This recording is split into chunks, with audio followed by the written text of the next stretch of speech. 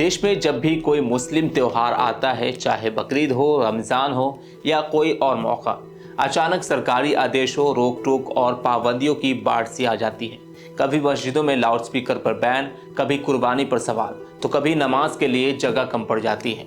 और अब महाराष्ट्र सरकार के अंडर काम करने वाला गौ सेवा आयोग सामने आ गया है एक नए फरमान के साथ। 3 जून से 8 जून तक पूरे राज्य में पशु बाजार बंद रहेगा। मकसद बताया गया है कि कुर्बानी को रोकना। लेकिन सवाल ये उठता है कि क्या इस तरह के फैसले से मुसलमानों की धार्मिक आज़ादी पर पाबंदी लगाने की कोशिश की जा रही है।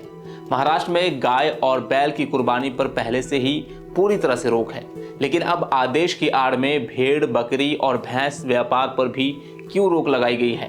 क्या मुसलमानों के बीच एक नफरत की दीवार खड़ी की जा रही है? चलिए इस पूरे मामले को बारीकी से समझते हैं। महाराष्ट्र गौ सेवा आयोग ने 27 मई को एक नोटिस जारी किया। इसमें कहा गया कि बकरीद के दौरान बड़ी संख्या में जानवरों की कुर्बानी की जाती है, इसलिए 3 जून से 8 जून तक कोई भी एपीएमसी पशु बाजार ना लगाए।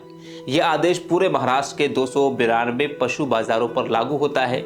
आयोग का कहना है कि इसका मकसद सिर्फ ये है कि कहीं गाय और बैल जैसे प्रतिबंधित जानवरों की कुर्बानी न हो जाए, और इसीलिए उन्होंने बाकायदा महाराष्ट्र पशु संरक्षण अधिनियम का हवाला देकर अपनी बात मजबूत करने की कोशिश की।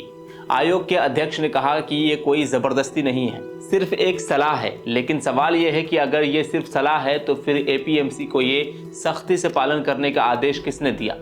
क्यों पूरे राज्य में मंडियां ठप की जा रही है? इस एक आदेश ने सीधे सीधे मुसलमान, किसान, व्यापारी, इन तबकों की रोजी रोटी पर असर डाला है।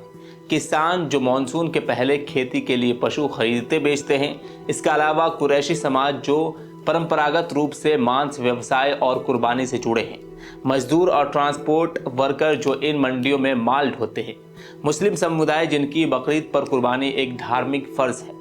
अब सोचिए, बकरीद से पहले ही जब पूरा व्यापार बंद कर दिया जाएगा तो ये सिर्फ आस्था का मसला नहीं रहा, ये आर्थिक उत्पीड़न का भी बन जाता है।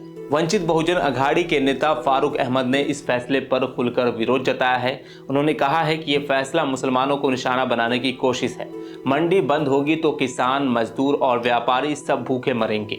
हालांकि आयोग ने इसे सिर्फ सलाह बताया है, लेकिन एपीएमसी अधिकारियों को मिले पत्र में सख्त शब्दों में लिखा है कि ये आदेश का पालन सुनिश्चित करें। मतलब सीधा है कि आदेश को सलाह कहकर दबाव डाला जा रहा है, ताकि बाद में सरकार कह सके कि हमने तो कुछ नहीं कहा। ये वही तरीका है जो अक्सर नमाज पर, हलाल मीट पर या लव जिहाद पर जैसे मुद्दों पर देखा गया है। पहले सलाह, फिर दबाव, फिर पाबंदी।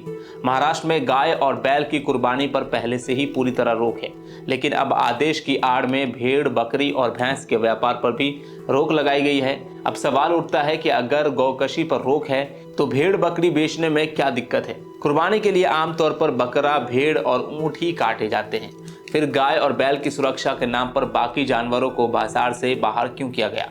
खैर, ये कोई पहली बार नहीं हुआ जब मुसलमानों के त्यौहार के ठीक पहले सरकार या किसी आयोग ने कोई आदेश निकाल दिया हो। कुछ उदाहरण के लिए देखिए, उत्तर प्रदेश में ईद के वक्त लाउड स्पीकर पर बैन, गुजरात में रमजान के दौरान हलाल मीट के खिलाफ अभियान चलाया जाता है, कर्नाटक में मुस्लिम ड्राइवर को ड्यूटी के वक्त नमाज पढ़ने पर सस्पेंड कर दिया जाता है, पश्चिम बंगाल में रमजान के दौरान हनुमान जयंती जुलूस जबरन मस्जिद के सामने से निकाले जाते हैं। अब महाराष्ट्र में भी बकरीद पर आदेश आ गया है, और आदेश भी ऐसा है जो सिर्फ मुसलमानों के त्यौहार को ही टारगेट किया जा रहा है।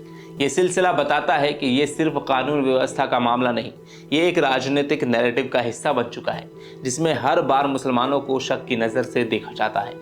भारत का संविधान हर नागरिकों को अपने धर्म को मानने, प्रचार करने और उस पर चलने का अधिकार देता है। बकरीद में जानवरों की कुर्बानी करने की बात ये कोई नया चलन नहीं है, सदियों से पुरानी परंपरा है। अगर इसमें किसी जानवर की कुर्बानी हो रही है तो वो कानूनी रूप से वैध जानवर का ही होता है, जैसे बकरी, भेड़, ऊंट, भैंस, ये सब। अब अगर कानून के तहत वैध जानवरों का व्यापार भी बंद कर दिया जाएगा तो क्या ये समझा जाए कि सीधा हमला जो है एक धर्म के पालन पर हो रहा है?